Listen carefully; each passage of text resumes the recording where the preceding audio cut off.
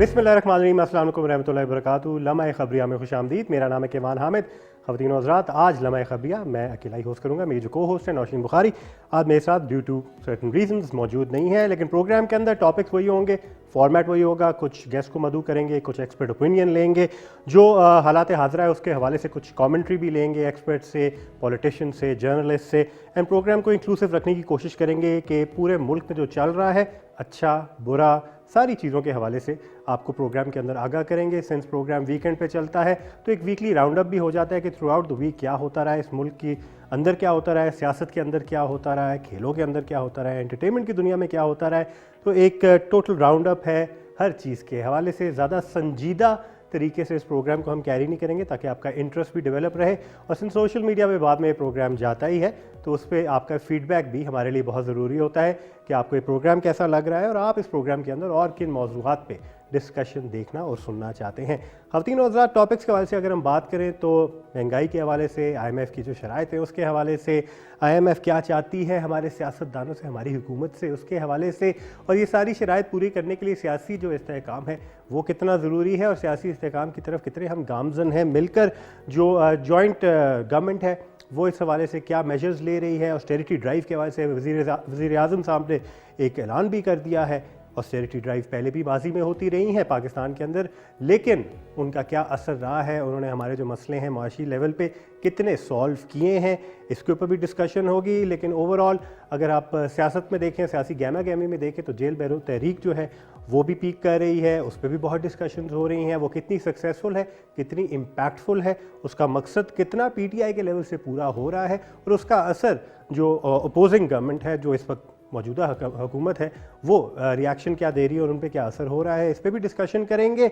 And programme का बाकायदा आगाज़ करते हैं। आगे मौज़ूआत पे जाने से पहले मौजू की तरफ चलते हैं। पहला मौजू हमारा यही है कि जो इस वक्त सियासत के हालात हैं और जो सियासतदान सेंसिटाइज होते हुए नज़र आ रहे हैं इलेक्शंस के हवाले से, माशी हालात के हवाले से, उसमें कितना इस वक्त आपको नज़र आ रहा है, हमें मूवमेंट कितनी नज़र आ रही है, कितनी इम्प्रूवमेंट नज़र आ रही है, और आवाम के लिए रिलीफ़ और रिलीफ़ की ख़बरों के हवाले से कितनी मूवमेंट नज़र आ रही है। इसके हवाले से हमें सबसे पहले ज्वाइन किया है सेनेटर सहर कामरान साहिबा ने। उनका खुशामदीद कहेंगे प्रोग्राम के अंदर। K2 टेलीविज़न को बहुत बहुत शुक्रिया मैम वक्त देने के लिए। अस्सलाम वालेकुम।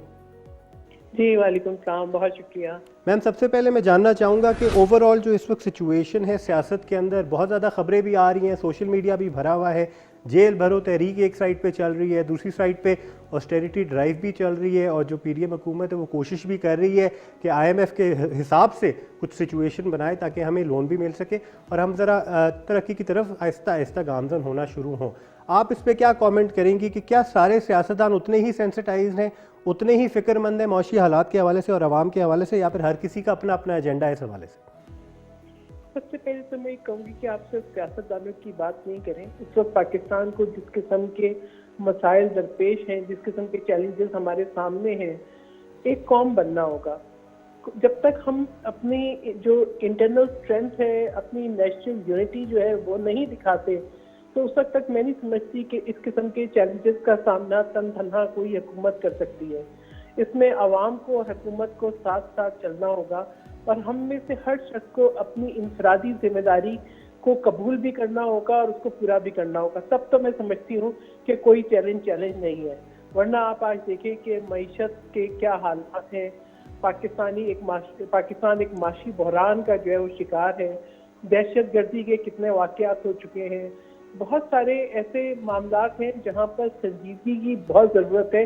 इसीलिए आज वज़ीर आज़म के सरबराही में एथिक्स कमेटी का इजलास भी हो रहा है कि इन तमाम अमूर की तरफ गौर किया जाए। और दूसरी तरफ आप देखते हैं कि सियासी सरगर्मियाँ भी जारी हैं। जो एक जेल भरो तहरीक, इसका आगाज़ जो है वो इमरान खान साहब ने किया था, आज तीसरा दिन हो गया है, वो भी जारी है। मगर जो है ना वो फ्री राइट टू जेल तो मौजूद है, मगर जेल जाने वाले अफराद मौजूद नहीं है। क्योंकि इमरान खान साहब को मैं तो ये कहती हूँ कि जी इमरान खान साहब, अगर आप अपनी तहरीक को कामयाब बनाना चाहते हैं और आप समझते हैं कि इससे कोई मकासद हासिल होंगे, तो आप पहल कीजिए। Leaders lead from front. आप पहल करें, लोगों को समझाएं, वरना मासूम लोगों का और स्पेशली नौजवानों का मुस्तकबिल जो है उससे मत खेलें। बहुत से स्टूडेंट्स जो है हमारे बाहर पढ़ने जाना चाहते हैं, बहुत से लोग जॉब करना चाहते हैं, बहुत से लोगों को सेक्टर सर्टिफिकेट अपनी कैरियर के मुख्तलिफ मराहिल को ज़रूरत पड़ती है, उन पे ये जेल वाला धब्बा खामखाई मत लगाएं। अगर आपको कुछ हासिल हो सकता है तो वो उसी वक्त हासिल होगा जबकि तमाम जो है वो पॉलिटिकल पार्टीज मिलके बैठे संजीदगी से और एजेंडा एक हो, और वो एजेंडा हो पाकिस्तान। मैम, इसके हवाले से बताइए कि सबसे बड़े चैलेंजेस पॉलिटिकल फ्रंट पे किसकी तरफ से फेस करने को मिल रहे हैं? इकट्ठे बैठने के हवाले से कौन है जो थॉर्न बन रहा है इस वक्त कि भाई ये यूनिटी में दिखाने में, साथ बैठने में, एक टेबल पे बैठने पे इस वक्त मुतमईन नहीं है, कन्विंस नहीं हो रहे? कौन सी पार्टी है, कौन से पॉलिटिकल लीडर्स हैं जो इस हवाले से ज़्यादा संजीदगी नहीं दिखा रहे हैं? देखिए, पहले तो हम इस बात में मुत्तफिक हो जाएं कि आज के मसाइल का हल जो है वो नेशनल यूनिटी पे है। अगर हम इस बात पे मुत्तफिक हो जाएं तो फिर हमें थोड़ा सा जायजा लेना होगा कि 2018 के इलेक्शन पे पीपल्स पार्टी को और बाकी जमातों को भी बड़े तहफ़्फ़ुज़ात थे, लेकिन पाकिस्तान की खातिर और पाकिस्तान की जमहूरी निज़ाम की खातिर तमाम पार्टीज आके पार्लियामेंट में बैठी। जब हुकूमत होती है उससे बड़ी जिम्मेदारी लाइज होती है कि ऐसा माहौल क्रिएट करे कि सबको साथ लेके जाया जा सके। लेकिन हमने ये देखा है कि इमरान खान साहब ने एक सेल्फ सेंटर्ड अप्रोच अपनाई, चाहे वो मुल्क से बाहर गए या मुल्क पे रहे, उन्होंने एक नरेटिव अपना लिया और हर एक को चोर डाकू के अलकाबात से नवाजा, और जो उनके साथ मिल गए उनके बारे में वो ये जो है ना भूल गए कि उन्हें किन नामों से पुकारते थे। एक ऐसा माहौल क्रिएट कर दिया जो पोलराइजेशन का था। आप ये देखें कि चाहे वो कश्मीर की दूसरी हैसियत तब्दील हुई या मईशत की जो है मुश्किल हालात की बात आई, मिसाल के मईशत भी ऑफर किया उस वक्त की अपोजिशन ने, तो इमरान खान साहब ने जो है वो किसी के साथ बैठना गवारा नहीं किया। इवन कौमी सलामती के अहम तरीन इजलास जो हुए उसमें भी एज ए वजीर आजम वो शिरकत उन्होंने नहीं की। यहाँ तक कि कश्मीर में जब रेजोल्यूशन पास हो रही थी तब भी वो शरीक नहीं थे। उसके बाद एक नो कॉन्फिडेंस मूव होती है, कोई ऐसा अजीब व गरीब वाक़या इसलिए नहीं है तो इससे पहले भी हो चुकी है। शहीद बेनज़ीर भुट्टो साहिबा ने बड़े बावकार तरीके से उसका सामना किया था, और लीडर ऑफ अपोजिशन का रोल भी बहुत अहम होता है। लेकिन इमरान खान साहब ने अपने ज़ात की हद तक फैसले किए और पार्लियामेंट से बाहर रहने को तरजीह दी। फिर उनको सूबाई हुकूमतें मिली तो उन्होंने जो है हुकूमतें तहलील कर दी। मसला ये है कि संजीदगी किस चीज़ में, इंतखाबात की हम बात कर रहे हैं। पाकिस्तान ने पिछले साल बदतरीन किस्म का मानसून सीजन देखा। अभी भी सिंध के, बलूचिस्तान के बहुत से इलाके हैं जो कि तबाही से बाहर नहीं निकले। लेकिन उसमें भी हमें ये चाहिए था कि हम तमाम चीज़ें बुलाकर पाकिस्तान के लिए इकट्ठे होते, लेकिन हमने ये देखा कि वो एक सियासी अफरा तफरी चलती रही और जो रियल इश्यूज हैं उससे अवाम डिस्ट्रैक्ट होते। मैं चाहूँगा मैम इस पे भी जरा मजीद रोशनी डालिएगा कि अगर उनका सियासी इख्तलाफात इंतखाबात के हवाले से ही है और उनका एजेंडा इंतखाबात ही हैं, तो इंतखाबात को डिले करने का, पोस्टपोन करने के पीछे जो वजूहात हैं, क्या वो इतनी टेंजिबल हैं, क्या वो इतनी सॉलिड है कि कॉन्स्टिट्यूशनली हमें एक एक्सेप्शन करनी पड़े और डिले करनी पड़ी कि ऐसी नेसेसिटी को जिसकी वजह से ही पॉलिटिकल स्टेबिलिटी और इकोनॉमिक स्टेबिलिटी आएगी? आप पहले तो इस बात पे जो है मैं समझती हूँ कि हमें यकीन होना चाहिए कि अगर इंतखाबात हो जाए तो पॉलिटिकल स्टेबिलिटी आ जाएगी। आपको मैं याद कराऊं कि 2014 का जो धरना था वो पॉलिटिकल इंस्टेबिलिटी के लिए था कि मुल्क के अंदर इंतशार रहे, अदम इस्तेकाम रहे, क्योंकि इमरान खान साहब ने अपनी सियासत की जो बुनियाद डाली है वो एक उस चीज़ पर डाली है जो कि हर वक्त एक जो है वो कहते हैं कि अफरा तफरी की कैफियत रहे, इंतशार की कैफियत रहे, अदम इस्तेकाम की कैफियत रहे। वो उस वक्त भी उन्होंने, यानी जहाँ पर हमें इकट्ठा हो जाना चाहिए था, जहाँ पे जो है इंपॉर्टेंट विजिट्स होने वाले थे, वहाँ पर भी उन्होंने वो धरने और जो सरकारी इमलाक हैं और कौमी इदारे हैं उन पे हमले जारी रखे। और उसके बाद अब जब पाकिस्तान के अंदर बारिशें हुई, सैलाब आए, मुश्किल तरीन हालात थे, तब भी उनका यही रवैया रहा। देखिए, बात यह है कि ये कहाँ पे लिखा है कि अगर आपकी हुकूमत ना रहे तो असेंबलियाँ तहलील हो जाए। यानी हुकूमत ना रहने का और असेंबली ना रहने का, मैं समझती हूँ ये दो मुख्तलिफ चीज़ें हैं। ये हमने देखा कि यूसुफ रज़ा गिलानी प्राइम मिनिस्टर नहीं रहे, जो है वो राजा परवेज अशरफ जो है वो प्राइम मिनिस्टर हो गए। हमने देखा नवाज शरीफ साहब जो प्राइम मिनिस्टर नहीं रहे तो जो है वो दूसरे प्राइम मिनिस्टर उनकी पार्टी से मुंतखब हो गए। तो बात यह है कि ये जो सिलसिले हैं ये चलते हैं। ये कहाँ लिखा है आइन के अंदर कि अगर इमरान खान प्राइम मिनिस्टर ना हो तो असेंबलियाँ तहलील हो जाए? और ये कहाँ लिखा है कि आपके पास पंजाब में हुकूमत हो तो आप अपने एडवेंचर की खातिर असेंबलियां तहलील करते हैं? देखिए, इलेक्शन का मतलब सिर्फ एक एक्टिविटी नहीं है। इलेक्शन का मतलब है सिक्योरिटी, इलेक्शन का मतलब है साजगार हालात, इलेक्शन का मतलब है कि मुल्क की जो है वो सिक्योरिटी, इलेक्शन का मतलब है कि आपकी जो है जो अखराजात हैं इलेक्शन में वो तमाम अवामिल हैं, और ये सब सामने रखें। तो जहां ज़िमनी इंतखाबात में भी हिस्सा लिया, इमरान खान साहब ने अपने अलावा किसी को अहल नहीं समझा। मैम और इसमें थोड़ा सा मैं इंसर्ट करता हूँ, चलो अगर ये सब कुछ जमहूर और जमहूरियत के लिए हो रहा है तो जमहूर में सबसे बड़ी चीज़ अवाम के साथ सेंसिटाइज होना और अवाम के साथ तरजीह करना बहुत ज़रूरी है। तो अगर अवाम ये चाहती है और अवाम की रेजोनेट हो रही है आवाज़ इस हवाले से कि इलेक्शन ही सोल्यूशन है, बेशक वो इमरान खान का फॉलोअर हो या फिर पीडीएम या फिर आपकी पार्टी या फिर पीएमएलएन का फॉलोअर हो, election seems to be a solution for every man on the street. तो फिर जमहूर को आगे चलाने के लिए और अगर हम डेमोक्रेटिक सिस्टम को आगे चलाएं तो election seems to be the only solution. और उसके साथ प्रायोरिटाइज क्या नहीं करना चाहिए, बेशक हम इमरान खान के तरीके से करें या फिर किसी और के तरीके से करें। बिल्कुल, इलेक्शन जो है वो सोल्यूशन होगा तो वक्त पर, ठीक है। अब फरवरी ऑलमोस्ट गुजर रहा है और आपको पता है अगस्त में जो है हुकूमत की मुद्दत खत्म हो जाएगी सर्दियों की। तो जहां पर फरवरी गुजर गया वहाँ मार्च, अप्रैल, मई, जून भी गुजर जाएंगे, ठीक है। आप वक्त के ऊपर इलेक्शन हो जाएंगे। आज सूबाई असेंबली इलेक्शन हो, उसके बाद फिर कौमी असेंबली हो, तो ये असेंबलियां इंटैक्ट हो, फिर इनमें निगरान हुकूमत ना हो, फिर एक दफा फिर इलेक्शन प्रोसेस पे तहफ़्फ़ुज़ात हो। यानी हमें कहीं तो बहरान से निकलना है ना। यानी किसी की ख्वाहिशों पे अवाम से पूछे कि अवाम के आज क्या मसाइल है। अवाम सिर्फ वो नहीं है जो पीटीआई के वोटर्स हैं। अवाम वो है जो आज पाकिस्तान के अंदर मुख्तलिफ मसाइल की वजह से डायरेक्टली जो है उनकी जिंदगियां मुतासर हो रही हैं, जो स्टेबिलिटी देखना चाहते हैं, जो इस्तेकाम देखना चाहते हैं। हम सब चाहते हैं अफरा तफरी खत्म हो, हम भी चाहते हैं कि मुल्क जो है वो तरक्की की शाहराह पे गामजन हो। हम ये सब चाहते हैं कि जो है पाकिस्तान के अंदर जो एक पॉलिसी की डिसकंटिन्यूटी है वो खत्म हो, हमारा इंटरनेशनल ट्रस्ट, हमारा नेशनल ट्रस्ट बहाल हो।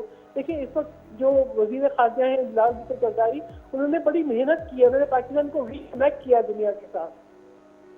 ट्रस्ट की जो चैलेंजेस है उसका सामना हम सब ने मिल के करना है। हम एक दूसरे को बुरा भला कह के, अजीब व गरीब अल्फाज इस्तेमाल करके, गाली गलौज करके, इंस्टीट्यूशंस पे हमले करके पाकिस्तान को कभी भी आगे नहीं कर सकते। आपको जो है एक कौम ही वो वाहिद तरीका है, जब तक कि हम एक कौम नहीं बने सकेंगे। और एडवेंचर का शिकार को नहीं करना चाहिए। साथ में आप ये आज ये देख लें कि लाहौर के अंदर 81 गिरफ्तारी।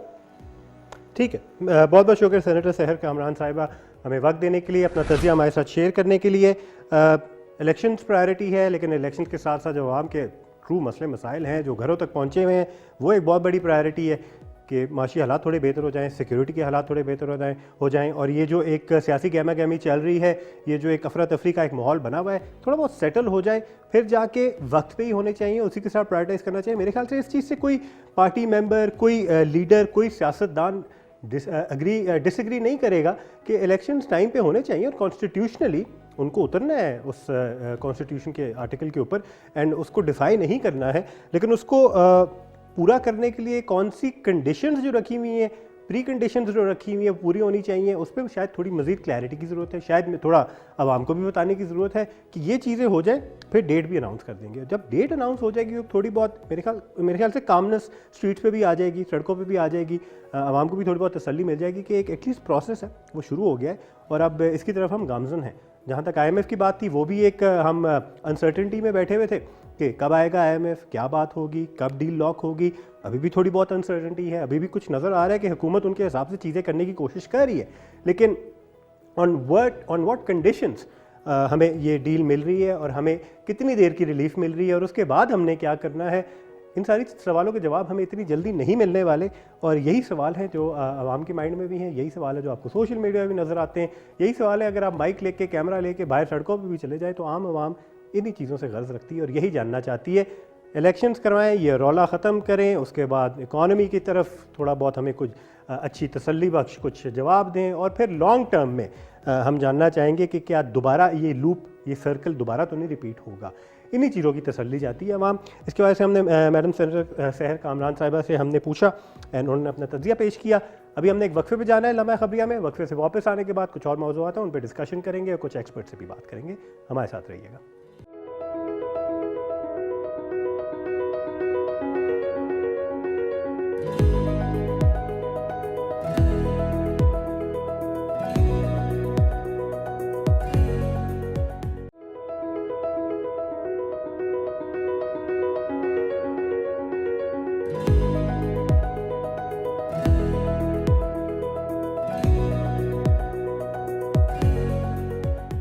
Welcome back from the break. आप लोग देख रहे हैं लम्हा खबरिया, मेरा नाम है केवान हामिद। सियासी गहमा गहमी की बात हो रही है, अफरा तफरी की बात हो रही है, एक अनसर्टनिटी का एक माहौल बना हुआ है, उस हवाले से भी बात हो रही है। जेल भरो तहरीक, इकॉनमी, माशी हालात, इलेक्शंस कब होंगे, सिक्योरिटी के हालात, जो इस मुल्क के ऊपर एक बोझ डाला जा सकता था, ऐसी चीज़ों की वजह से वो सारा बोझ डाला जा रहा है। मीडिया इस हवाले से क्या कर रहा है, सोशल मीडिया पे इस हवाले से किस तरह की कमेंट्री चल रही है, किस तरह का डिस्कोर्स हो रहा है, इस डिस्कोर्स के हवाले से भी हम बात करेंगे। हमारे साथ इस वक्त मौजूद हैं सीनियर तज्ज़ाकार सुहेल वड़ाइच साहब। बहुत बहुत शुक्रिया सर हमें वक्त देने के लिए K2 टेलीविज़न पे, लम्हा खबरिया पे। सर सबसे पहले मैं आपसे जानना चाहूँगा, अक्सर तज्ज़ियाकार से जब बात होती है या फिर सियासतदानों से भी बात होती है तो एक रेफरेंस दिया जाता है कि जो मौजूदा हालात में सियासत का जो एक कल्चर बन चुका है और सियासत के अंदर डिस्कोर्स करने का और इंगेज करने का जो कल्चर बन चुका है वो बहुत ख़राब हो चुका है। सर आपका बहुत एक वाज़ेह तजर्बा है, आपका इन सियासतदानों से एक्सक्लूसिव मुलाकातें भी रही हैं। आपने सिर्फ सियासतदानों को एज अ सियासतदान इंटरव्यू नहीं किया, बल्कि एक इंसान होने के नाते और एक पाकिस्तानी होने के नाते भी इंटरव्यू किया है, काफ़ी पर्सनल लेवल पे। क्या आपको लगता है कि ये चीज़ें वक्त के साथ साथ बिगड़ गई हैं? एक सियासत के अंदर जो कल्चर है, जिस तरह कहा जाता है कोट अनकोट के बदतमीजी का कल्चर बन चुका है, क्या आप इस चीज़ से मुत्तफिक हैं? बहुत हद तक ये बातें सही है। उसकी वजह यह है कि जो एक दूसरे का बामी एहतराम होता है, जो एक दूसरे की अंडरस्टैंडिंग होती है, कंसेंसस डेवलप होता है, बाद चीज़ों पर इख्तलाफ होता है, बाद चीज़ों पे आप इत्तेफाक करते हैं, तो इसी तरह सिस्टम चलता है। वो नहीं चल रहा। उसकी बजाय कन्फ्रंटेशन है, आपस में कोई राब्ता नहीं है, आपस में बैठने को तैयार नहीं है। इस वजह से ये सारी सूरत हाल हो गई। सर पावर के लिए स्ट्रगल नज़र आ रही है, जिस पार्टी की तरफ भी देखें, जिस सियासतदान, जिस लीडर की तरफ भी देखें, प्रायोरिटी पावर की नज़र आ रही है, कुर्सी की नज़र आ रही है। अवाम के मसले मसाइल के हवाले से क्या सियासतदान असल में सेंसिटाइज सारे नहीं हैं, या फिर अभी भी कुछ गिने चुने हैं जो इस हवाले से तरजीह देते हैं? सेंसिटाइज तो है सारे, लेकिन अपने अपने एजेंडे हैं, अपने अपने मसलात हैं, और उन मसलात का असीर होकर जो है वो असल पॉइंट तक नहीं पहुंच रहे। असल पॉइंट जो सियासत या जमहूरियत का ये है कि आप कंसेंसस से बहुत सारे मामलात में मशवरे होते हैं। सब तो जमहूरियत के जरिए आते हैं, सब वोट डालते हैं, सबकी एक आवाज़ होनी चाहिए, उस आवाज़ को शामिल होना चाहिए मुल्की मफादात में, और आपस में एक कंसेंसस होना चाहिए, आपस में बाहमी राब्ता होना चाहिए। लेकिन यहाँ तो एक दूसरे के साथ बैठ नहीं रहे, यही बुरी बात है। सर इसमें मैंने सियासतदानों से भी हमेशा यही सवाल पूछा, आपसे भी मैं जानना चाहूँगा from a neutral perspective as well, कि इसमें सबसे बड़ा चैलेंज कौन सामने ला रहा है, कौन इसके अंदर एक थॉर्न बन के बीच में आ रहा है कि ये साथ ना बैठ सकें, टेबल पे इकट्ठे ना बैठ सकें? मैं तो दोनों को ब्लेम करूंगा, मैं तो नून को भी ब्लेम करूंगा और इमरान खान को भी ब्लेम करूंगा। तो इसको जरा मजीद डायसेक्ट कीजिएगा कि पीएमएल नून की तरफ से अगर देखें तो वहाँ से क्या हेजिटेशन क्या है इकट्ठे बैठने के हवाले से?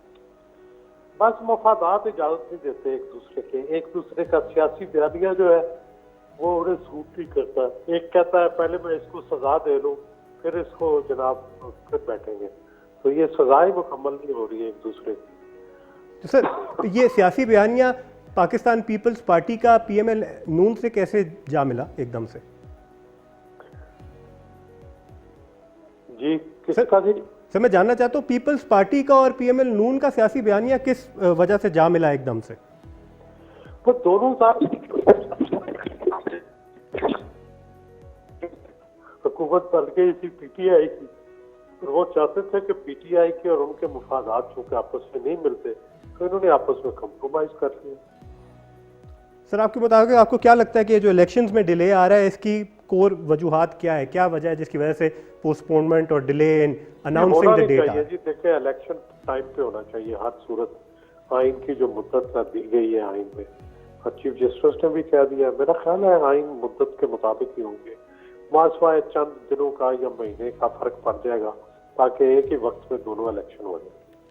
सर, इसके हवाले से सुप्रीम कोर्ट भी इसके अंदर मेन स्ट्रीम में आ चुका है, फोर फ्रंट पे आ चुका है, तो ये जो सू मोटो का जो एक सिलसिला चल रहा है, इस हवाले से आपका क्या तज्जिया है कि क्योंकि अब इसके अंदर भी एक कॉन्फ्लिक्ट आ गई है, दोनों पार्टियों के पास एक बहाना आ गया है कॉन्फ्लिक्ट क्रिएट करने के लिए, तो सुप्रीम कोर्ट की इसके अंदर क्या जिम्मेदारी? रिजॉल्व हो जाएगा ना, देखिए सुप्रीम कोर्ट अल्टीमेटली तो ये मामला रिजॉल्व कर देगी। सही।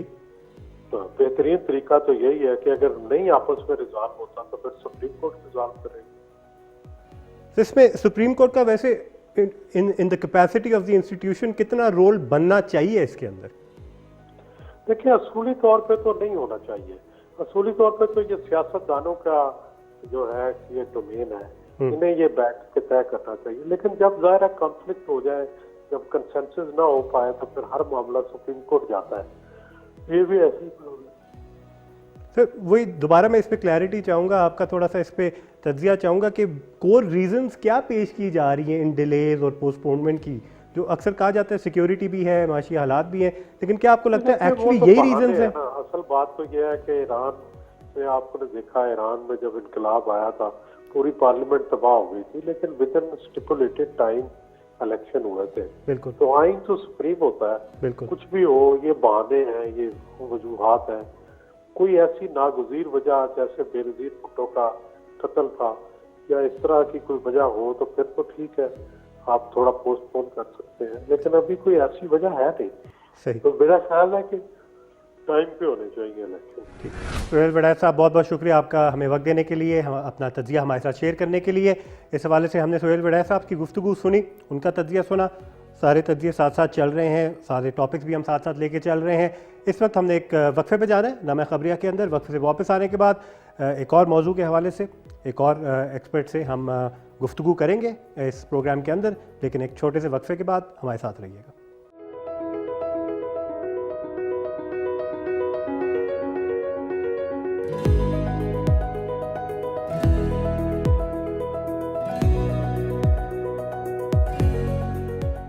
Welcome back from the break. आप लोग देख रहे हैं लम्हा खबरिया। ख़वातीन और हज़रात, सियासत की बात हो गई है, जहाँ सियासत की बात होती है वहाँ थोड़ी बहुत जो चीज़ें सियासत का शिकार हैं उसकी भी बात होती है, जो चीज़ें नाजायज़ तरीके से सियासत का शिकार हो चुकी हैं उनकी भी बात होनी चाहिए, क्योंकि सोशल मीडिया के ऊपर कहीं ना कहीं हर कोई पोलिटिसाइज हुआ पड़ा हुआ है, हर कोई पोलराइज हो गया है पॉलिटिकल गहमा गहमी के बेसिस पे, और एक दूसरे के ऊपर अटैक किए जा रहे हैं। मुल्क के अंदर तो हम इकट्ठे बैठ के बात कर लेते हैं, फिर ठीक भी हो जाता है माहौल, लेकिन बॉर्डर के उस पार से जब कोई चीज़ आती है, स्पेशली जब मेहमान इधर आए हों और हमने उनकी मेहमान नवाजी की हो और उस पूरे माहौल के अंदर एक ऐसी चीज़ कह दी जाए जो एक कॉन्फ्लिक्ट बन जाए हमारे मुल्क के अंदर भी और दूसरे ममालिक के जो फ़नकार हैं उस हवाले से भी हमारी एक ज़रा बदमज़गी हो जाए, तो ये चीज़ें सारी पानी में चली जाती हैं, इनके ऊपर पानी फिर जाता है। एंड जो एक अच्छे माहौल के अंदर आर्ट, फ़न, कल्चर, ट्रेडिशन, सकाफ़त, इन सारी चीज़ों को सेलिब्रेट किया जा रहा होता है। फैज़ मेले का मैं आपको एक ऑब्वियसली हवाला दे रहा हूँ, तो उसके अंदर जब इस तरह की बात छेड़ी जाए जिसका फ़नकारों का कोई ताल्लुक़ नहीं है, जिसका सियासतदानों का ही ताल्लुक़ है और जो पॉलिसी मेकर्स हैं उनका ही ताल्लुक़ है, और जो बॉर्डर के उस पार इन पॉलिसी मेकिंग के अंदर जो लोग बैठे हुए डिसीजन मेकर्स हैं उनका ही आपस में इंगेजमेंट है, उनकी डिसीजंस है। वहाँ जब फ़नकार इस हवाले से कमेंट करना शुरू कर दें और इस डिस्कशन का हिस्सा बन जाए तो सारी आवाम फिर पोलिटिसाइज़ हो जाती है। जब पोलिटिसाइज़ हो जाती है, जो अच्छा काम भी हो रहा होता है उसको फिर नहीं हम सेलिब्रेट करते, क्योंकि उसका ताल्लुक़ किसी और मुल्क से है, बॉर्डर के उस पार से है, या फिर जो हमारा भी अच्छा काम होता है उसको भी हम उस तरीके से प्रोपेगेट या मार्केट नहीं करते। इस हवाले से हमने काफ़ी माजी में जो फ़नकार हैं, स्पेशली अगर हम भारत की बात करें, हिंदुस्तान की बात करें, तो काफ़ी ऐसे फ़नकार हैं जिनको हमने मेहमान के तौर पे यहाँ इनवाइट किया, उनका ख्याल रखा, अच्छी मेहमान नवाजी की, उनके काम को सेलिब्रेट किया और सराहा भी और बड़ी इज़्ज़त भी दी और इज़्ज़त से वापस भी भेजा। इस हवाले से हमारे पास बड़े वाक़यात हैं, सिर्फ फ़नकार नहीं बल्कि खिलाड़ी भी, बल्कि कुछ और भी ऐसे वाक़यात हैं जिन पे कुछ लोगों को मजबूरन हमें जिनकी मेहमान नवाजी करनी पड़ी, उनको भी हमने इस मुल्क के अंदर इज़्ज़त दी जब तक वो हमारे मेहमान थे। एंड उसके बावजूद जब मेहमान यहाँ आके आपके घर के अंदर ही कुछ ऐसी बातें कर जाते हैं, या फिर जब हमारे फ़नकार या फिर हमारे कुछ ऐसे लेजेंड्स हैं वहाँ जाते हैं और उनके साथ थोड़ी बहुत बदतमीज़ी हो जाती है या कुछ ऐसी बदमज़गी हो जाती है, तो दिल तो दुखता है। फिर पाकिस्तानियत का जज्बा थोड़ा बहुत जागता है, फिर उसके जज्बे के अंदर भी थोड़ी बहुत नफ़रत वाला एक माहौल बन जाता है, जो हम चाहते बिल्कुल नहीं है। अमन ही हमारा एक ऑब्जेक्टिव है और उस अमन के हवाले से ही हम सारी फोकस करना चाह रहे होते हैं। लेकिन जब आप आके पर्सनल होके आप अपने मुल्क के, हमारे मुल्क के हवाले से बात कर जाएंगे, आप इधर आके या फिर बॉर्डर के उस पार भी हमारे मुल्क की नफ़रत, अपनी नफ़रत के बेसिस भी अपनी मार्केट चलाएंगे, हमारे मुल्क से नफ़रत के बेसिस पे ही अपनी पॉपुलैरिटी को जस्टिफाई करेंगे, अपनी फिल्में भी उस पर चलाएंगे, उसी को बेचेंगे, वही मंजन चलाएंगे, फिर हमें थोड़ा बहुत मसला तो होगा कि आपके पास और कोई काम नहीं है। क्योंकि हम हर रोज़ यहाँ ये नहीं कर रहे होते, फ़न की बात हो, कल्चर की बात हो, आर्ट की बात हो, हमारा ये मकसद नहीं होता कि हमने सिर्फ बॉर्डर पार जो हमारा एक पड़ोसी है उसके ऊपर ही चलना है।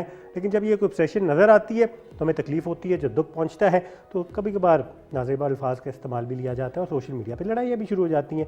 हम ये अवॉइड करना चाहते हैं, लेकिन माजी में हमने इसको कैसे हैंडल किया, हमने किस तरह ज़िम्मेदारी का मुजाहरा किया, अच्छे पाकिस्तानी होने के नाते, एक ज़िम्मेदार मुल्क होने के नाते, ज़िम्मेदार मुल्क के शहरी होने के नाते, एक अच्छा मेहमान नवाज होने के नाते हमने क्या क्या किया, इस हवाले से आपको एक पैकेज दिखाते हैं। पैकेज से वापस आने के बाद इस हवाले से हम गुफ्तगू करेंगे एक एक्सपर्ट से, एक हमारे साथ मौजूद होंगे फ़ोन लाइन पे, उनसे पूछेंगे कि वो इस हवाले से क्या कहते हैं। इस वक्त आप जाइए, ये पैकेज देखिए, थोड़ी बहुत अपनी मेमोरी को भी रिफ़्रेश कीजिए। इस हवाले से हमारे जो लिटरेचर बेस्ड, उसके अलावा शो बेस्ड और इस तरह की जो कल्चर से रिलेटेड चीज़ें हैं, वो इसके अंदर एक बहुत पॉजिटिव रोल प्ले कर सकती हैं, जिसमें आवाम को थोड़ी बहुत रिलीफ भी मिलती है, आवाम को थोड़ी बहुत ऐसी चीज़ों की तरफ डिस्ट्रैक्शन भी मिलती है। एट द सेम टाइम जो ट्रू एम्बेसडर्स होते हैं इन सारी चीज़ों के अंदर, वो भी आपके मुल्क के लिए काफ़ी एक पॉजिटिव परसेप्शन क्रिएट करने के लिए काफ़ी रोल प्ले कर सकते हैं। इसी हवाले से हाल ही में फैज़ मिला हुआ लाहौर में, अलहमरा में, एंड उस पर काफ़ी शिरकत थी लोगों की, काफ़ी इंटेलेक्चुअल्स थे, काफ़ी लिटरेचर से, अदब से ताल्लुक़ रखने वाले लोग मौजूद थे। एंड इसमें जो एक एक्टिविटी का जो मकसद था वो किस हद तक पूरा हुआ, इसमें पॉजिटिविटी जो थी हमने कितनी हद तक अचीव की, और थोड़ी बहुत जो कंट्रोवर्सी आखिर में आई उससे क्या असर होता है ऐसी एक्टिविटीज़ पे, इस हवाले से हम बात करेंगे। सैयद शमून हाशमी साहब हमारे साथ मौजूद हैं। बहुत बहुत शुक्रिया सर वक्त देने के लिए। शमून साहब, हमें बताइए फैज़ मेला के हवाले से कि इस मेले का असल मकसद होता क्या है और पाकिस्तानियों के लिए पाकिस्तान के कल्चर को, पाकिस्तान के ट्रेडिशंस को कैसे फ़रोग़ हासिल करते हैं हम ऐसी एक्टिविटीज़ से? जवान, देखिए, मैं आपसे अर्ज करूं कि फैज़ फेस्टिवल तो एक तरफ रहा, कभी इसके ऊपर हमने गौर किया कि हमारे हर एक कस्बे में, हमारे देहात में, हमारे शहरों में रिवायती तौर पर मेले सजाए जाते थे।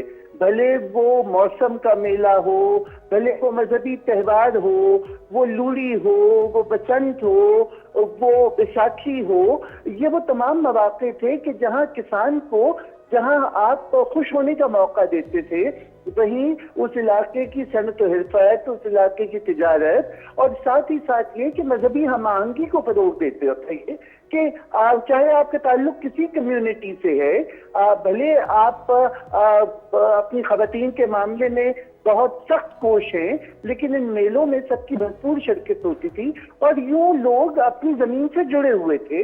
अनफॉर्चुनेटली वो बिल्कुल रस्म खत्म कर दी गई है और अब जो निचला तबका है उसके पास तफरीह का कोई मौका नहीं है। और टॉप ऑफ दैट ये हुआ है कि अब मेलों को कॉर्पोरेट वर्ल्ड खींच के बुर्जुआ के तबके में, शहरों में एलीट क्लास में ले आया है, तो वो एक एलीट कैप्चर हो गया है। फैज़ फेस्टिवल की बात कीजिए या लिटरेरी फेस्टिवल की बात कीजिए, क्या लिटरेचर पे या फैज़ साहब पे फकत एक तबके का हक है? क्या वो नौजवान, वो तालिब इल्म, मुतवस्सित तबके का वो नौजवान कि जो फैज़ के शेरों में जो तबकाती नाहमवारी है उसको पढ़ के जवान हुआ है, उसका तो दाखिला ममनू है। सो बहुत जरूरत ये है कि मेलों को आप वापस अवाम नास में लेके जाइए। ये अवाम का विरसा है, ये अवाम की अमानत है, इसके ऊपर कॉर्पोरेट सेक्टर का इस तरह से धावा नहीं बुलाना चाहिए और रियासत की जिम्मेदारी है कि वो इनको इसी अंदाज से सजाए, बनाए और अवाम की भरपूर शिरकत हो। फैज़ फेस्टिवल की जहाँ तक बात है, देखिए, बात कहने का मकाम है, वो बात कहाँ तक पहुंची ये माशरे को तय करना है। बदकिस्मती से वो माशरा कि जहाँ आवाज जंजीर पहने रही हो और लहजे जो हैं वो हल्का जंजीर में खुलते हो, वहाँ बात कहने का सलीका भी नहीं है। सो ये लिटरेरी फोरम हुए या इस किस्म के मेले हुए, ये बहुत जरूरी है कि यहाँ बात कहीं जाती रहे। अगर कोई कंट्रोवर्सी है तो उसका जवाब दीजिए।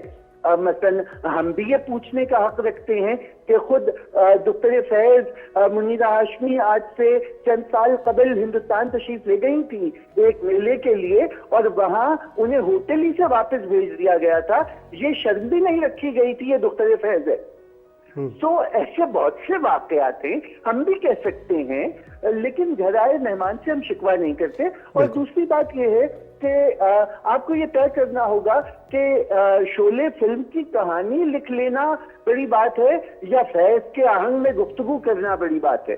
बिल्कुल दुरुस्त आपने बात की है। शिमून साहब, आपने ये कॉर्पोरेट इन्फ्लुएंस का बहुत जिक्र किया, साथ साथ जो अब ये रिसेंटली आप देख रहे हैं बॉर्डर पार की तरफ से एक पॉलिटिसाइजेशन भी नज़र आती है इन मैटर्स के हवाले से, जहाँ फ़न की बात है, आर्ट की बात है, फिल्म्स की बात है, इस तरह के इंगेजमेंट की बात है। माजी में कुछ इतना ज़्यादा ये तो नहीं नज़र आता था।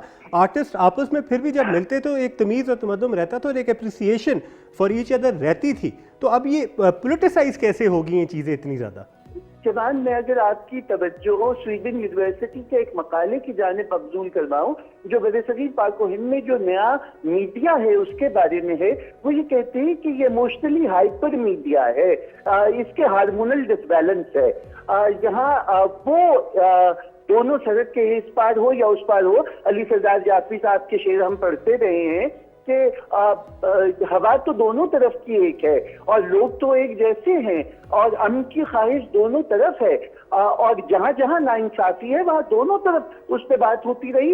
अभी जिस किस्म की फिल्में आ रही हैं वहां से वो ऐसी बचकाना है। मसलन पिछले दिनों मेरी निगाह पड़ी कि वो कोई पाकिस्तान के न्यूक्लियर प्रोग्राम पे फिल्म बनी है, वो मज़ाक़ खेज है कि जिसमें आप वेस्टर्न प्रमोट को आप एक टॉपिक बना ले। तो ये ज़हनी पसमानदगी और जो इंटेलेक्चुअल एक पसमानदगी आ गई है उसका सबूत है और कुछ नहीं है।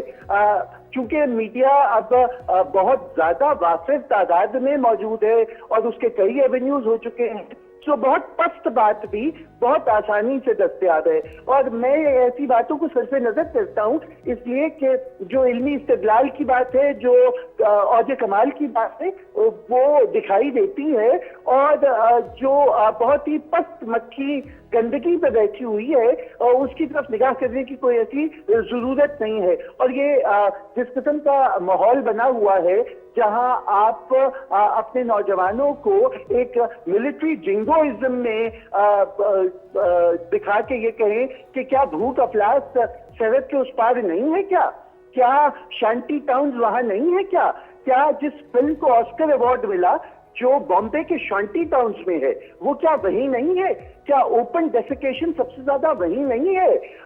सो ये हमारे मुश्तरका मसाइल हैं।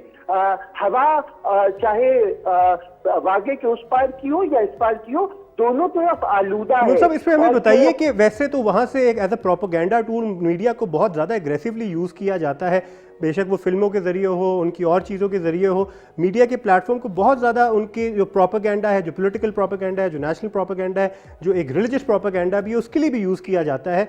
हम इसको वैसे तो बिल्कुल भी नहीं काउंटर करें, लेकिन अपनी मीडिया को यूज़ करके और अपनी एसेट्स को यूज़ करके, अपने स्किल सेट को, और जो आप जैसे हमारे इस वक्त लिविंग लेजेंड्स हैं, उनको आगे ला के कैसे हम इस चीज़ को परसू करें और अपने मैसेज को कैसे प्रोपेगेट करें ताकि एटलीस्ट काउंटर तो हो इस एग्रेशन की। देखिए, मेरी गुजारिश सबसे पहले तो ये होगी कि अपनी चीज़ों पे फख्र करने का सलीका सीखिए। ज़बान उर्दू फैज़ के आहंग में जिंदा है और फैज़ नारोवाल के पैदाइशी थे। इनकलाब की आवाज अल्लामा इकबाल की है, वो सियालकोट के पैदाइशी थे। आज के अहद में उर्दू का लहजा ज़ियाउद्दीन के लहजे में बोलता है, वो फैसलाबाद के पैदाइशी थे। सबसे पहले तो एकदम से सड़क पार की आई हुई चमकती हुई चीजों को देख के ऐसे परेशान ना हो जाइए, अपनी चीजों पे फख्र करने का सलीका सीखिए। और हमारी मीडिया को भी और हमारे इन प्लेटफॉर्म्स को भी चाहिए, और खासतौर से हमारे कॉर्पोरेट सेक्टर को चाहिए करेंगे कि जो इल्मियत की कमी के बायस जिसे आज तक नासिर काज़मी नजर नहीं आए, ऐसे मसलन मैं आपसे क्या कहूँ कि मेरा तो ये मर्सिया इस बात पे कहने का है कि नासिर काज़मी का घर पिछले दिनों गिरा दिया गया और वहां पे एक प्लाजा बन रहा है। हमारे यहाँ किसी शहर में आपको नहीं मिलता कि कितने बड़े बड़े लोग थे। मतलब जॉन एलिया का क्या मुकाबला आप लाएंगे? फिल्मी गानों के बोल लिखने वालों को आप तकाबुल न कीजिए, खुदा का वास्ता उनकी इज्जत कीजिए, उनके गीत गुनगुनाइए बहुत शौक से, इसमें कोई मजायका नहीं है, लेकिन आप उनका तकाबुल मुझसे पहली सी मोहब्बत मेरे महबूब नमाज या कि आप आके वाबस्ता है उस हुस्न की यादें तुझसे, उससे उसका तकाबुल न कीजिए। बहुत बहुत शुक्रिया सैयद शमून हाशमी साहब, हमें वक्त देने के लिए, अपना तज्जिया हमारे साथ शेयर करने के लिए। टेलीविज़न से बहुत पुराना ताल्लुक़ है, एंकरिंग से बहुत पुराना ताल्लुक़ है, अदब से बहुत पुराना ताल्लुक़ है।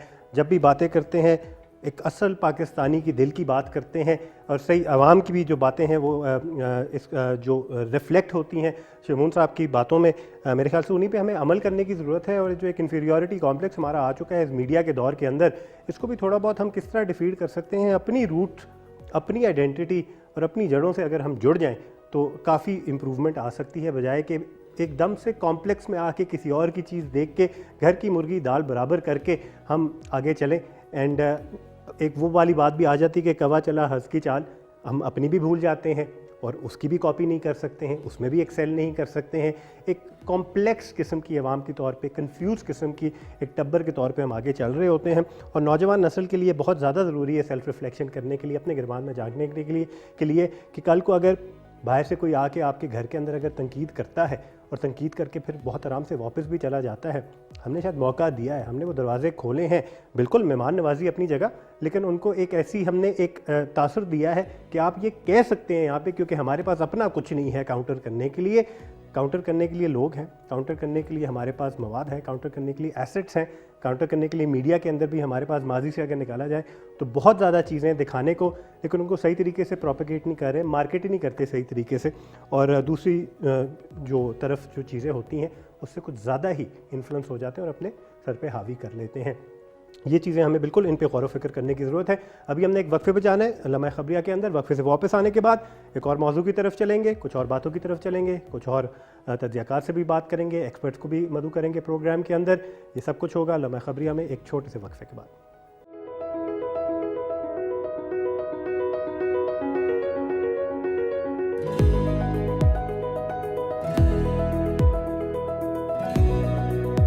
Welcome back from the break. आप लोग देख रहे हैं लम्हा खबरिया, मेरा नाम है कैवान हामिद। ब्रेक से वापस आने के बाद ख़वातीन और हज़रात थोड़ा बहुत अब लाइटर नोट पे चलते हैं। सियासत की बात हो गई है, सियासी गहमा गहमी की बात हो गई है, हमने थोड़ा बहुत जो इकॉनमी है उस पर भी बात छेड़ दी है, जो मसले मसाइल हैं उन पे तो हम रोशनी डाल दी, हमने अपना फ़र्ज़ भी पूरा किया टेलीविज़न के ऊपर। एक सहाफ़ी होने के नाते भी मैंने अपना फ़र्ज़ पूरा किया, लेकिन साथ साथ जो हम चीज़ भूल जाते हैं मसले मसाइल डिस्कस करते हुए, जो अच्छी चीज़ें हैं, जो खूबसूरत चीज़ें हैं, जो सेलिब्रेट करने वाली चीज़ें हैं, इनको हम भूल जाते हैं अपने मुल्क के अंदर जो हैं। ये सिर्फ इलाकों के हवाले से नहीं है, खूबसूरती के हवाले से नहीं है, लोगों के हवाले से भी है, उनकी स्किल सेट के हवाले से भी है, उनके टैलेंट के हवाले से भी है। एंड इसके हवाले से आज हमने जो मदऊ किया प्रोग्राम के अंदर, हमारे साथ वीडियो कॉल पे मौजूद है मुज़म्मिल तूरी साहब। ये प्रोफेशनली इंजीनियर होने के अलावा एक ट्रैवल व्लॉगर हैं, फोटोग्राफर हैं, कंटेंट क्रिएटर हैं। और जिस तरीके का ये कंटेंट क्रिएट करते हैं वो ना सिर्फ खूबसूरत कंटेंट होता है, उससे जो ओवरऑल एक परसेप्शन जो हमारे मुल्क की पॉजिटिव जाती है वो बहुत अच्छी जाती है। और हमारा मकसद यही होता है कि टेलीविज़न के ऊपर डिस्कशंस तो बड़ी हो जाती हैं, सियासत के ऊपर लड़ाइयाँ भी बड़ी हो जाती हैं, सेंसेशनल कंटेंट बड़ा हमें मिल जाता है इस एग्रेशन के अंदर, वायलेंस के अंदर, लेकिन ये जो खूबसूरत चीज़ें हैं ये कहीं पीछे चली जाती हैं और ये शायद उस तरीके से टेलीविज़न पे वायरल नहीं होती, लेकिन सोशल मीडिया पे फिर भी इनको अपनी जगह मिल जाती है। खुशामदीद कहेंगे मुज़म्मिल को अपने प्रोग्राम के अंदर। सर बहुत बहुत शुक्रिया वक्त निकालने के लिए। अस्सलाम वालेकुम। वालेकुम सलाम, बहुत शुक्रिया जी, आपने इनवाइट किया मुझे। मुज़म्मिल सबसे पहले बताइएगा आपके जो एक कंटेंट क्रिएशन का जो काम है as a video blogger, at the same time as a photographer and videographer, आपका कब से ये शौक़ शुरू हुआ? इसके अंदर आप किस लेवल पे काम करते रहे हैं, कितना ट्रैवल किया आपने, थोड़ा बहुत उसके हवाले से आगाह कीजिएगा। अच्छा, एक्चुअली मैंने स्टार्ट तकरीबन 2012 में किया था फोटोग्राफी से। पैशन था मेरा basically, by profession I am engineer. तो 2012 से मैंने स्टार्ट किया था। साथ साथ तो स्टार्ट में लर्निंग ही थी, बाद में ही आगे पीछे आके जाता था तो अपना DSLR कैमरा साथ ले जाता था। तो उसके बाद ऑनवर्ड 2016 से मुझे ट्रैवल का शौक भी पैदा हुआ, तो साथ फिर गैजेट्स भी जो कैमरा फोटोग्राफी के वो भी अपग्रेड की। उसके बाद फिर ड्रोन टेक्नोलॉजी आ गई, वो भी परचेज किया। तो ऑलमोस्ट 2016 टिल नाउ डे मैं ट्रैवल कर रहा हूँ। ऑलमोस्ट पाकिस्तान का कोई सूबा भी ऐसा नहीं है जहाँ पे ट्रैवल ना किया हो। हर जगह ट्रैवल किया, वीडियोस और फोटोग्राफी, और इसके अलावा पाकिस्तान का बेहतर चेहरा जा सकते हैं। जो नेगेटिविटी तो बहुत लोग दिखाते हैं, पॉजिटिविटी कम लोग ही दिखाते हैं। पॉजिटिविटी भी अपने आर्ट वर्क से, अपने स्किल से। अच्छा, आपने ट्रैवल किया, ज़रा शुमाली इलाकों से स्टार्ट करते हैं, वहाँ का ज़रा बताइएगा आपका एक्सपीरियंस कैसा रहा। कौन सी सबसे फेवरेट जगह थी आपकी, और favourite not just visually and scenery wise, लोगों के हवाले से भी बताइएगा किस तरह के लोग आपको मिले और क्या नेचर था उन लोगों का। अच्छा, अगर हम ट्रैवल की बात करें तो सबसे पहले आपका जो पहला लव अफेयर होता है वो शुमाली इलाका चाहती होता है। हर एक ट्रैवल व्लॉगर का या फोटोग्राफर का या जो ट्रैवल का शौक रखता है, मेरा भी पहले यही विश थी कि मैं शुमाली इलाका जात की सैर करूँ। जब फर्स्ट टाइम मैं 2016 में गया इस्लामाबाद से शुमाली इलाका जात, और एक एज अ फोटोग्राफर और एज अ आर्टिस्ट मैंने ऑटम सीजन वहाँ कवर करना था। तो क्योंकि ऑटम में आपकी जो शुमाली इलाका जहाँ जिस तरह गिलगित बल्तिस्तान और कोस्टल बेल्ट है, ये सारी बड़े खूबसूरत, वहाँ पे दरख्तों का रंग तब्दील हो जाता है, फूल आए होते हैं इस पे, जर्द रंग के पॉपुलर के दरख्त होते हैं। तो मैं उस परसेप्शन से गया था। जब ट्रैवल किया कराकोरम हाईवे पे टिल चाइना बॉर्डर तक, और उसके अलावा स्कर्दू साइड पे, तो वाकई एक ऐसी फीलिंग आई कि पाकिस्तान फर्स्ट टाइम जो भी देखता है उसको कि हमारे पास अल्लाह ताला ने ऐसे कुदरती मंजर, ऐसे लैंडस्केप दिए हुए हैं, तो क्यों ना हम इनको पूरी दुनिया को दिखाएं। पाकिस्तान एक सॉफ्ट इमेज पैदा हो, और लैंडस्केप के अलावा तो लोग शुमाली, वैसे तो पाकिस्तान के हद तक, लेकिन शुमाली इलाका जात के लोग, गिलगित बल्तिस्तान के लोग बहुत पुरअमन लोग हैं। वहाँ पे जब किया है हमेशा मोहब्बत से पेश आए, और इसके अलावा वहाँ की जो कल्चर है, वहाँ जो खूबसूरती है, लैंडस्केप है, पीपल, बाकी में एक ऐसा याद है आपका पर वहाँ। उसके बाद अभी तक ऑनवर्ड 5-6 बार जा चुका हूँ डिफरेंट में। सारे इलाके मैंने अपने तरीके से फोटोग्राफी हो गई या जियोग्राफी हो गई, कोर्स हो गए, एक्सप्लोर किया। अच्छा, अथॉरिटीज़ के हवाले से बताइए, फैसिलिटेशन कितनी ज़्यादा है, कितनी आसानियां हैं अथॉरिटीज़ की तरफ से दी हुई उन इलाकों में, मज़ीद कितनी गुंजाइश है इनको बेहतर करने के हवाले से, बिकॉज ऑब्वियसली फॉरेनर्स के लिए भी टूरिस्ट अट्रैक्शन ज़्यादा नॉर्दर्न एरियाज़ में ही नज़र आता है, तो कितनी गुंजाइश है बेहतरी की, किन किन चीज़ों में हमें काम करने की ज़रूरत है ताकि अथॉरिटीज़ उसके हवाले से ज़रा सेंसिटाइज की जाएँ। अच्छा, जब हमने ट्रैवल स्टार्ट किया, मैं 2015-16 की बात करता हूँ, उस वक्त जो था ये कंटेंट क्रिएशन और ट्रैवल व्लॉगिंग स्टार्ट में, मतलब कुछ ही लोग थे, गिने चुने लोग थे जो करते थे, और हम वहाँ जाके कुछ मसाइल थे वो भी बयान करते थे। क्योंकि जो इंफ्रास्ट्रक्चर सबसे जो इम्पोर्टेंट चीज़ है, जो मैं अभी भी फील करता हूँ नॉर्दर्न एरिया किसी भी सियाती मकाम के हवाले से, इंफ्रास्ट्रक्चर में आपकी कम्युनिकेशन आ जाती है, रोड नेटवर्क आ जाता है, और इसके अलावा वहाँ पे जो फैसिलिटीज़ होती हैं वो आ जाती हैं। रोड हमारी बेहतर हो भी नहीं, जिस तरह अभी करदू की रोड कंप्लीट हो गई है, काफ़ी बेहतर हो गई है। इसी तरह जो रास्ते में पैच आता है ऑनवर्ड, अभी क्योंकि सर्दियों के सीज़न में आपकी बाबूसर वाली रोड क्लोज होती है, ये मोस्टली थोड़ी शॉर्टकट भी है और बेहतर भी है। तो दूसरी रोड पे दासू डैम बन रहा है जिसकी वजह से कंस्ट्रक्शन जारी है, लेकिन उसको जितना जल्दी हो सके, क्योंकि कम्युनिकेशन आपकी बहुत इंपॉर्टेंट होती है। रोड से ट्रैवल करते हैं आप, रोड से तो फॉरेनर। इसके अलावा वहाँ पे इंटरनेट कनेक्टिविटी नॉर्दर्न एरियाज में अभी काफ़ी बेहतर हो गुंजाइश है, लेकिन जो बाकी ऑपरेटर है पर इनकी आना चाहिए कनेक्टिविटी बेहतर कि लोग उतना ज़्यादा वहाँ चीज़ों को प्रमोट भी कर सकते हैं, इंटरनेट कर सकते हैं। और इसके अलावा वहाँ पे जो इंटरनेशनल आप स्टैंड की फैसिलिटीज़, टूरिस्ट पुलिस डेफिनेटली वहाँ पे काम कर रही है, लेकिन मज़ीद काफ़ी चीज़ों पे हम एक्सपर्ट हैं और इलाके में डेवलप करें ताकि वहाँ पे प्रमोट हो। क्योंकि जो भी फॉरेनर्स आते हैं वो फैसिलिटीज के आते हैं, आपको फैसिलिटी एक बेहतर होती है उन जगहों। अच्छा मुज़म्मिल, साथ साथ सिंस आपका काम भी हम दिखा रहे हैं स्क्रीन के ऊपर, जो आपकी फ़ोटोग्राफी है, जो फुटेज है ड्रोन फोटोग्राफी ऑब्वियसली सबसे ज़्यादा विजुअली प्लीजिंग भी लगती है, सबसे ज़्यादा एक्साइटिंग भी लगती है, और मेरे ख्याल से पाकिस्तान उन चंद ममालिक में से सबसे एक लकी मुल्क है जिसमें ड्रोन फोटोग्राफी की बहुत ज़्यादा ऐसे इलाके हैं जो बहुत खूबसूरत नज़र आते हैं ड्रोन फोटोग्राफी के ज़रिए।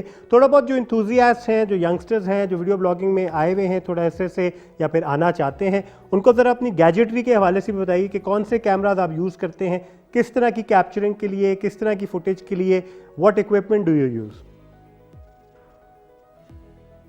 दरअसल मैंने खुद जब स्टार्ट किया था उस वक्त 2012 में ड्रोन और इस तरह की चीज़ें पाकिस्तान में तो कम से कम नहीं थी। मैंने कैमरा जो नाइकॉन मैंने परचेज़ किया था, अपना फर्स्ट जो कैमरा था, उसके बाद साथ साथ क्योंकि जो भी फोटोग्राफर होता है या जिसको फोटोग्राफी का शौक होता है, गैजेट, और ये बहुत काफ़ी महंगा शौक है। अगर लोगों को लगता है कि ये शौक कोई आसान, महंगा होने के साथ साथ मेहनत तलब भी है। स्टार्ट में जो मेरा बजट होता था उसके मुताबिक मैंने एक बिगनर्स कैमरा लिया, उस पर प्रैक्टिस करता रहा। जब लर्निंग की, जब चीज़ों का पता चलना शुरू हुआ तो फिर मैं साथ साथ अपनी गैजेट्स अपग्रेड करता रहा। टॉप ब्रांड्स डिफरेंट, मतलब इंटरनेशनल जो ब्रांड्स हैं उसमें नाइकॉन, कैनन, सोनी, ये सारे अच्छे ब्रांड्स हैं, कोई भी आप यूज़ कर सकते हैं। मैंने फिर उसके बाद गैजेट्स अपना अपग्रेड करना शुरू किया। 2015 में फिर ड्रोन टेक जब स्टार्ट पाकिस्तान, मैंने ड्रोन परचेज किया, साथ साथ वो भी आजकल जो लेटेस्ट है वो मैंने परचेज किया। और इसी शौक को इंस्टीट्यूट ऑफ फोटोग्राफी किया डिजिटल में। तो अभी मेरे पास अल्हम्दुलिल्लाह गैजेट है। अब ब्रांड्स की बात करें तो मैंने मिररलेस कैमरा जो लेटेस्ट चल रहा है ZC वो यूज़ कर ब्रांड के फोटोग्राफी। इस तरह वाइल्ड लाइफ फोटोग्राफी के लिए टेलीफोटो प्रोवाइड होते हैं, ये मेरे पास 500 है। जो ड्रोन की बात की जाए तो मैविक 3 में ड्रोन की फोटोग्राफी ये कनेक्शन थोड़ा बहुत स्टेबल नहीं है। मुज़म्मिल, मैं थोड़ा बहुत ड्रोन वाली चीज़ में चाहूँगा कि दोबारा से तो बताइएगा, थोड़ी सी कनेक्शन बीच में ख़राब हो गया। ड्रोन्स के हवाले से आप बता रहे थे, ज़रा दोबारा बताइएगा। ड्रोन के हवाले से ये कि जो इस वक्त मैं यूज़ कर रहा हूँ, DJI कंपनी है जो मार्केट लीडर है ड्रोन टेक्नोलॉजी में। उनका लेटेस्ट पाकिस्तान में या पूरी दुनिया में ज़ूमर ड्रोन है जो प्रो यूज़र यूज़ कर रहे होते हैं, मैविक 3 में यूज़ कर रहा हूँ। इस तरह जितने मॉडल हैं, Mavic air 2S, Mavic mini, Mavic 2 pro, सारे यूज़ कर चुका हूँ। अगर कोई बिगनर स्टार्ट करना चाहे तो उसके लिए मैविक मिनी आप यूज़ कर सकते हैं, मैविक मिनी 3, क्योंकि प्राइसेस इसकी वैरी करती हैं डॉलर के ऊपर, बाहर से आती हैं सारी चीज़ें। इस वक्त डॉलर की वैल्यू की वजह से काफ़ी एक्सपेंसिव हो गई हैं, लेकिन ज़रूरी नहीं है कि आपने अगर व्लॉगिंग या फोटोग्राफी स्टार्ट करनी है तो आपका ड्रोन होना ज़रूरी है। आप स्टार्ट करें ग्राउंड से, जब आप काफ़ी चीज़ें लर्न करते हैं उसके बाद आप PCB उस पर जा सकते हैं, क्योंकि डेफिनेटली एक्सपेंसिव गैजेट्स होते हैं। अगर आप उसको प्रॉपर यूज़ करना नहीं जानते तो आप कल लॉस हो सकता है, अगर डैमेज होते हैं। जी, बहुत बहुत शुक्रिया मुज़म्मिल तूरी, वक्त देने के लिए, अपना काम हमारे साथ शेयर करने के लिए, अपना तजर्बा हमारे साथ शेयर करने के लिए। और यही तजर्बा है, यही काम है, यही हुनर है, यही स्किल सेट है जो साथ साथ हम सेलिब्रेट करते रहेंगे अपने प्रोग्राम्स के अंदर, जहाँ सियासत की बात होती है, माशी हालात की बात होती है, बुरहान की बात होती है, बोझ जो है अवाम के ऊपर उसकी बात होती है, मसले मसाइल की बात होती रहती है टेलीविज़न के ऊपर, उसी का ट्रिकल डाउन सोशल मीडिया पे होता है। वहाँ साथ ही साथ हमारी ज़िम्मेदारी बनती है कि हम ये जो हुनर है हमारे मुल्क के अंदर, जो हुनरमंद लोग हैं हमारे मुल्क के अंदर, जो अच्छा काम कर रहे हैं, पॉजिटिव काम कर रहे हैं और मुल्क का नाम भी रोशन कर रहे हैं अपने काम के ज़रिए, इनको भी साथ साथ सेलिब्रेट करें ताकि ये चीज़ें भी सोशल मीडिया पे जाके वायरल हों। ऑल्दो इनका अपना एक है स्टेटस है सोशल मीडिया के ऊपर, इनके फॉलोअर्स भी हैं, लोग इस चीज़ को सराहते भी हैं, लेकिन सम ऑफ दी अदर जो वायरल होने वाली चीज़ें होती हैं वो नफ़रत से निकली हुई होती हैं, लड़ाई से निकली हुई होती है, मसले मसाइल से ही निकली हुई होती हैं। तो इस तरह का काम भी साथ साथ चलता रहना चाहिए। जहाँ हम अपने फ़र्ज़ व फ़राइज़ पूरे कर रहे होते हैं सहाफ़ी होने के नाते, मैस मीडिया के ऊपर होने के नाते, एंकर पर्सन होने के नाते, यहाँ ये भी मेरे ख्याल से हमारा फ़र्ज़ ही बनता है कि अच्छी चीज़ों को भी साथ साथ प्रोपगेट करें, उन पे भी प्रोपेगेंडा करें, और वो प्रोपेगेंडा एक अगर पॉजिटिव इम्पैक्ट, पॉजिटिव इन्फ्लुएंस हमारी आवाम पे ला सकता है तो हमारा काम फिर कंप्लीट होता है, ना कि सिर्फ उस ट्रेंड के पीछे जाएं जिसके अंदर सारे घुसे हुए और एक दूसरे को ही गालियां दे रहे हैं। तो उस ट्रेंड का हिस्सा बनना शायद इतना ज़रूरी नहीं जितना इस ट्रेंड का आगाज़ करना ज़रूरी है। इस हवाले से हमने गुफ्तगू की मुज़म्मिल तूरी से, उनका बहुत बहुत शुक्रिया अपना काम हमारे साथ शेयर करने के लिए। ख़वातीन और हज़रात, इसी नोट पर आज वाइंड अप करेंगे आज के प्रोग्राम का। आप लोगों का बहुत बहुत शुक्रिया ये प्रोग्राम देखने के लिए। सोशल मीडिया पे इस प्रोग्राम के चंक्स हम मुख्तलिफ प्लेटफॉर्म्स पे हम अपलोड कर लेंगे, उस पर अपना फीडबैक हमें दे सकते हैं, फीडबैक से आगाह कर सकते हैं, और कोई ऐसी चीज़ें अगर आप चाहते हैं कि हम लम्हा खबरिया के अंदर कवर करें तो हमें ज़रूर बताइएगा। अगले हफ्ते तक के लिए अपने मेज़बान केवान हामिद को दीजिए इजाज़त। अल्लाह हाफ़िज़ और पाकिस्तान जिंदाबाद।